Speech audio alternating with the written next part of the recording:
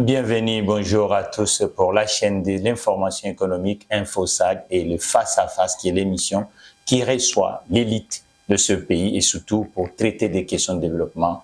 Aujourd'hui, c'est Face à Face, on va parler de ce qui fait que les États se développent, la fiscalité. Est-ce que la fiscalité congolaise est vraiment une fiscalité attractive qui permet aux investisseurs, qu'ils soient étrangers et nationaux, de choisir le Congo comme un terrain d'agir? Nous sommes accompagnés avec M. Mike. Il est politique, mais professionnel du monde de la fiscalité parce qu'il a étudié ça à l'université, l'Institut de commerce qu'on appelle l'IEC à Kinshasa. Bonjour, M. Mike. Bonjour, M. Mathieu Takizala. Vous allez bien? Très bien, je suis très ravi. Bienvenue dans la chaîne de l'information économique dans l'espace francophone de Kinshasa. Moi, je suis très ravi de répondre à votre invitation et je crois que cette chaîne va promouvoir l'économie congolaise. Voilà, aujourd'hui, nous allons rester et regarder, faire le focus sur la fiscalité congolaise. Est-ce que c'est une fiscalité qui permet quand même le développement des agents économiques? Merci. Avant de vous répondre à cette question, j'aimerais mieux que les gens connaissent d'abord c'est quoi la fiscalité. La fiscalité, c'est l'ensemble des réglementations relatives à la définition ou des modes de recouvrement des impôts et taxes prélevés au profit de l'État et des collectivités. Donc, l'État a besoin de moyens. Pour que l'État a beaucoup de besoins pour réaliser ou de satisfaire la population. Maintenant, pour satisfaire la population, l'État a besoin de moyens. Et ces moyens, l'État prend ça, impose ou demande à la population de contribuer. Parce que moi, j'aime utiliser le mot contribuer. De contribuer par les impôts et taxes. Et notre système fiscal aujourd'hui, c'est un système qui est déclaratif. Donc, c'est le contribuable lui-même qui part déclarer. Et aujourd'hui, il y a un problème. Pour répondre à votre question, il y a un problème. Le climat des affaires ne favorise pas les investisseurs à venir au Congo. Parce qu'il y a beaucoup de choses qui font que les investisseurs doutent de venir investir en RDC. Notamment, vous voyez l'insécurité. Deuxièmement, il n'y a pas l'autorité de l'État. La justice congolaise ne favorise pas, ne sécurise pas les investisseurs. Et tout ça ne donne pas vraiment un terrain où les investisseurs peuvent venir investir. Voilà, en grosso modo, notre fiscalité est en train de souffrir par rapport à notre état, la manière où les autorités dirigent notre pays. La justice n'est pas orthodoxe et l'insécurité, même le conflit politique, qui fait que les investisseurs ne viennent pas. Et à part ça, il y a aussi, ça demande que notre fiscalité puisse prendre des réformes. Moi, je prends l'exemple de l'impôt foncier. Aujourd'hui, l'impôt foncier est toujours dans le système que je venais de dire, ce système déclaratif. Mais aujourd'hui, moi, je souhaiterais qu'on puisse amener des réformes sur cet impôt foncier, pour qu'on puisse payer l'impôt par zone. Et là, ça va favoriser les contribuables. Cher Mike, vous êtes politique, quelqu'un qui a fait les études de la fiscalité. Vous dites en tant que politique congolais qu'aujourd'hui, ce n'est pas attrayant et que les gens ont peur de choisir le Congo au moment où nous voyons d'autres communautés investissent en République démocratique du Congo. Vous, la nouvelle élan, parce que, cher Adolphe Mozitu, un technicien, technocrate de ce pays, il a été candidat à l'élection présidentielle. Vous êtes du parti de M. Mozitu. Par rapport à la fiscalité, il proposait quoi? Quelle est l'enveloppe? Et ça évaluait quoi? Il fallait baisser l'imposition? Ou est-ce que les assujettis, vous dites les contribuables, on les appelle aussi assujettis. Est-ce que depuis 1960, excusez-moi parce que les questions s'enchaînent, alors, donc, les assujettis sont en accroissement ou ils sont en déclin aujourd'hui en République démocratique? D'abord, ce que M. Adolphe Mozitu opposé, si les Congolais faisaient confiance à Adolphe Muzito, on avait des réformes à mener sur le plan fiscal. Parce que ça nécessite vraiment des réformes et d'améliorer notre système fiscal. Et cela, ça demande une réflexion et ça demande des moyens aussi. Et je pense que le jour que Adolphe Muzito avait présenté son programme d'action à Boboto, il était clair sur ça. Mais aujourd'hui, vous avez posé aussi la question de savoir si les contribuables ou les assistés accroissent ou nous sommes en déclin. Et moi, je vous dis que nous sommes en déclin. Parce qu'aujourd'hui, en RDC, un pays de plus de 120 millions, mais je vous dis, la DGI a moins de 300 000 contribuables. Qu'est-ce qui fait ça, cher Mike? Mais c'est ça que je venais de dire. Le climat des affaires ne favorise pas que les investisseurs. Mais les autres diront que le parti que vous représentez dans ce face-à-face de la chaîne de l'économie de la ville de Kinshasa et de l'espace francophone africain diront que M. Muzito a déjà piloté le gouvernement congolais. Donc, ce n'est pas quelqu'un qui ne comprend pas comment ça fonctionne, parce qu'il a été déjà ministre du budget, et puis ministre premier ministre de son État. Alors, vous êtes des gens parmi les gens qui ont dirigé. Pourquoi vous n'avez pas amélioré ça lorsque vous étiez à la primature pour que l'accroissement devienne du côté salarial? Je pense que vous êtes Congolais comme moi. Notre Constitution nous dit, dans son article 75 ou 74, il dit tout impôt ou taxe vient de on crée l'impôt par la loi et on abolit aussi l'impôt par la loi. Même des modifications, toujours par la loi. C'est l'Assemblée nationale. Mais si Adolphe Muzito était Premier ministre, chef du gouvernement, moi je pense qu'il avait des propositions sur notre fiscalité. Mais ce n'est pas à lui de voter, mais c'est le Parlement. Est-ce que le Parlement de l'époque permettait qu'on puisse amener des réformes sur la fiscalité congolaise?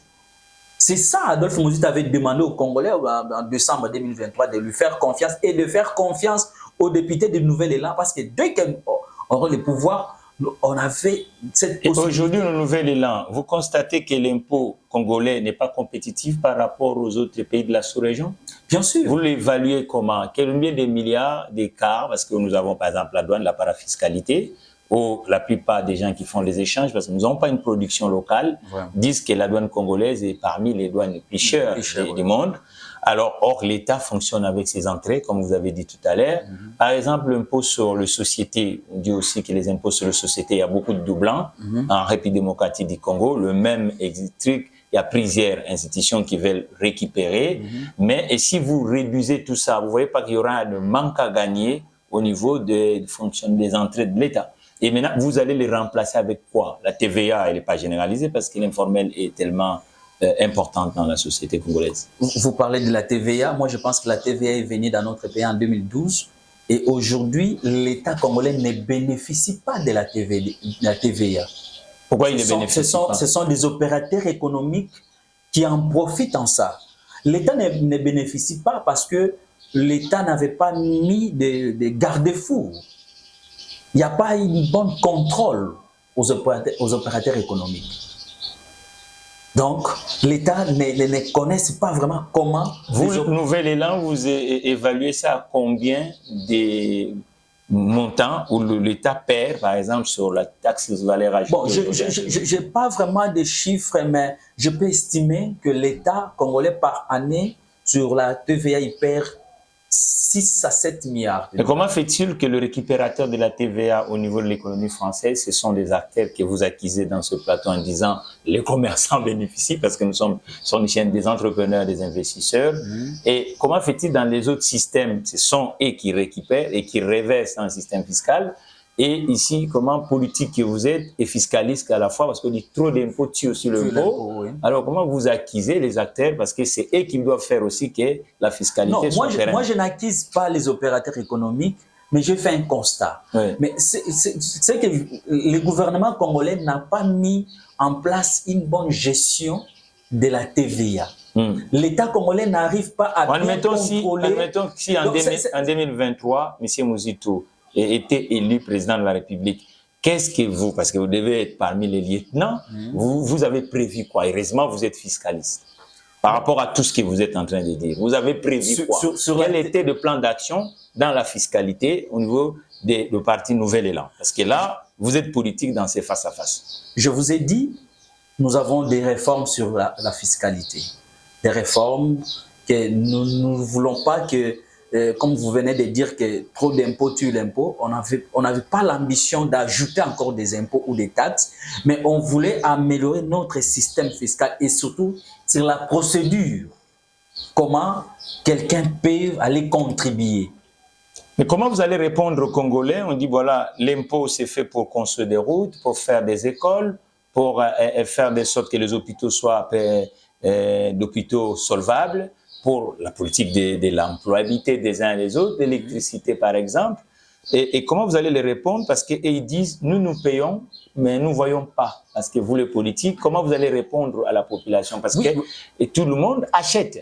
Sur le carburant, il y a une taxe que l'État prend. Sur tout ce que les ordinateurs que nous achetons, l'État récupère quelque chose. Maintenant, comment vous allez répondre à nos compatriotes qui sont aujourd'hui aux affaires et qui disent, les compatriotes disent, voilà, les politiques disent que nous ne sommes pas actifs, nous ne contribuons pas assez, mais le peu que nous payons, les taxes sur l'automobile, tout ça, ainsi de suite, les routes sont absentes, le nombre de kilomètres n'avance pas. Monsieur Mathieu, c'est ça qui fait qu'aujourd'hui, au lieu que la RDC puisse accroître les contribuables. Le Toyota RAV4 équipé du système Toyota Safety 16 série vous offre un système pré-collision qui permet de veiller sur vous pendant que vous veillez sur les autres.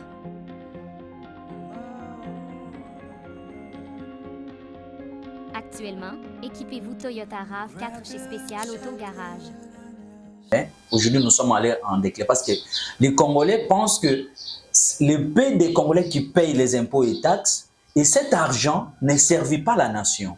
Cet argent aille dans les poches des politiciens, de ceux qui dirigent. Et vous-même, vous êtes politique, non? Bien évidemment, c'est pourquoi nous cherchons le pouvoir pour venir changer des choses. L'impôt, quand quelqu'un paye l'impôt n'a pas de contrepartie. Quand vous payez l'impôt, il ne faut pas demander je paye l'impôt, quelle est les contreparties? Ça, c'est la taxe. Qu'on demande la contrepartie. Parce que quand je paye la taxe, je dois savoir ce que vous allez me faire pour moi, quel service vous allez me rendre. Mais l'impôt, il n'y a pas de contrepartie. Mais les contreparties ne se figurent pas comme ça. Mais on les voit, s'il vous plaît, on les voit quand l'État réalise le besoin de la population. Notamment, vous venez de citer des routes, vous venez de citer des écoles, des hôpitaux, tout ça. L'État travaille avec l'argent que les contribuables contribuent à la caisse de l'État. Mais aujourd'hui, M. Mathieu, il y a un problème de la gestion. Il n'y a pas la transparence. Il n'y a pas l'orthodoxie dans la gestion des finances publiques. C'est ça qui décourage même les Vous êtes en Assemblée nationale, les élections de 2023, vous avez aligné des candidats. Je crois, vous avez un quota de combien dans l'Assemblée nationale Nouvel Élan? Combien de députés? Nous, pour le moment, nous avons 3 députés sur le plan national et 3 députés sur le plan... Donc, il y a 6 élus au niveau du Nouvel Élan. Ouais. Est-ce qu'il y a vraiment des propositions en termes de ce que nous sommes en train de parler aujourd'hui? Parce que c'est au niveau de l'Assemblée nationale... Monsieur Mathieu, excuse-moi de vous couper la parole. Moi, je pense que M. Mozuto est clair dans ses déclarations. Il dit, aujourd'hui, nous voulons que notre pays puisse aller de l'avant.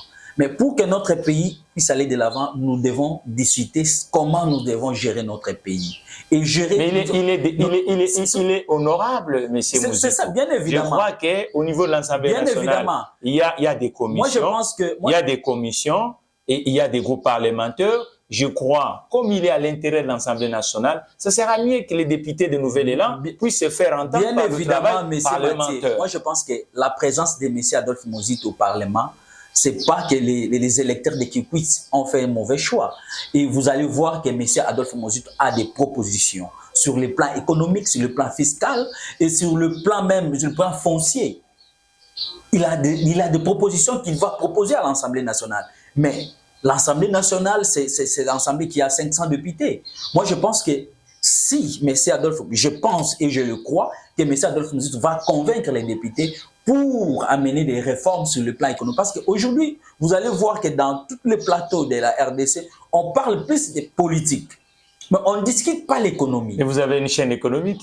Bien évidemment, c'est pourquoi je suis là. Infosag. C'est pourquoi je suis là. Donc, M. Adolphe Mozi pouvait amener les débats économiques à l'Assemblée nationale pour amener des réformes et pour changer même notre système fiscal qui ne favorise pas les investisseurs à venir investir. Même aujourd'hui, vous voyez le taux du chômage en RDC, parce que les investisseurs ne viennent pas. Mais si aujourd'hui le climat des affaires favorise que les investisseurs viennent, vous allez voir que... Quelle est l'enveloppe des niches, des cadeaux fiscaux que vous pouvez mettre à disposition parce que nous sommes en chômage de masse, comme vous-même vous êtes en train de dire, et le Singapour l'avait fait à un moment, l'Arabie Saoudite, vous savez, il y a des États qui sont en retard. Maintenant, vous, par rapport à la fiscalité, est-ce que Nouvel Élan a prévu ce qu'on appelle les niches fiscaux ou les exonérations? Les exonérations en RDC, c'est dans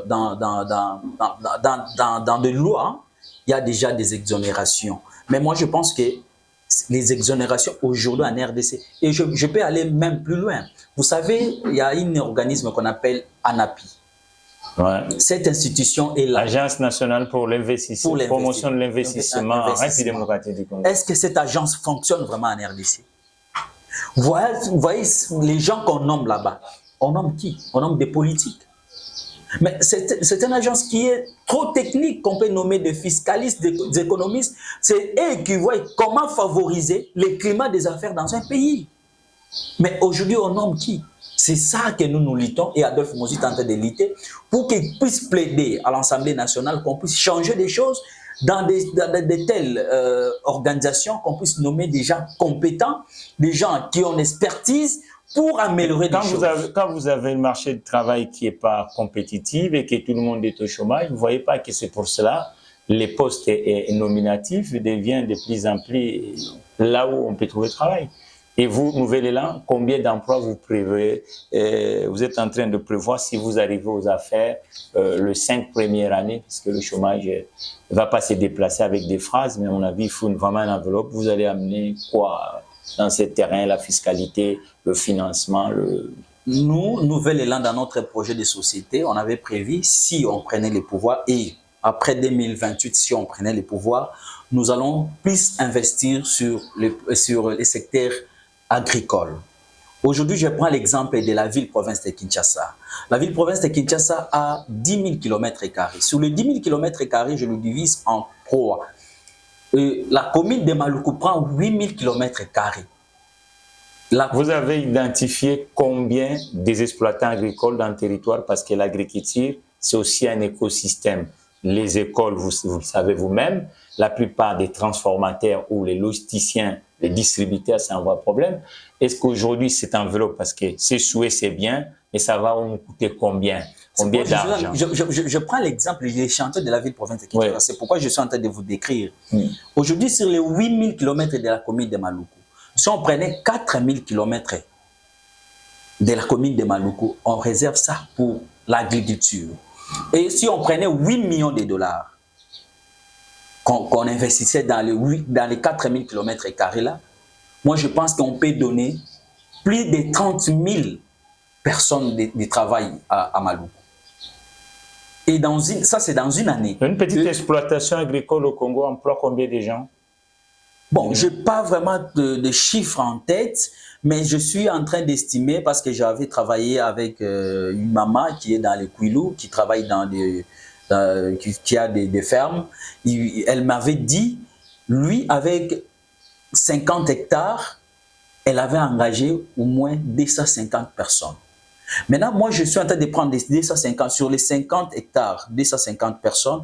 Et si on investait sur les 500 hectares, donc nous allons engager plus de 250 000 personnes. Vous voyez que nous allons diminuer le taux de chômage. C'est pourquoi les priorités pour les gouvernements qui viennent avec Mme Souminois, moi je pense que les priorités c'est l'agriculture.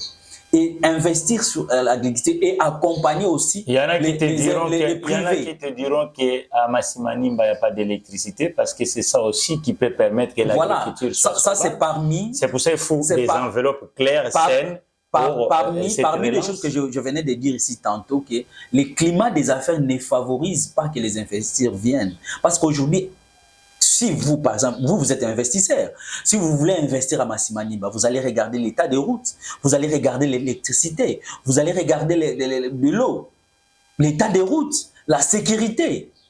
Tout ça compte. Mais tout ça, qui peut travailler sur ça, c'est l'État. Mais notre État aujourd'hui est démissionnaire. Mais comment les investisseurs peuvent venir? Donc, M. Mathieu, avant de parler des investisseurs... Vous parlez des investisseurs venir, mais maintenant, est-ce que localement, il y a des investisseurs locaux? Donc, ça ne vous dit pas... Non, je venais de dire ici que l'État doit investir sur l'agriculture et accompagner les investisseurs privés. Nous sommes arrivés à la fin. Accompagner les investisseurs privés.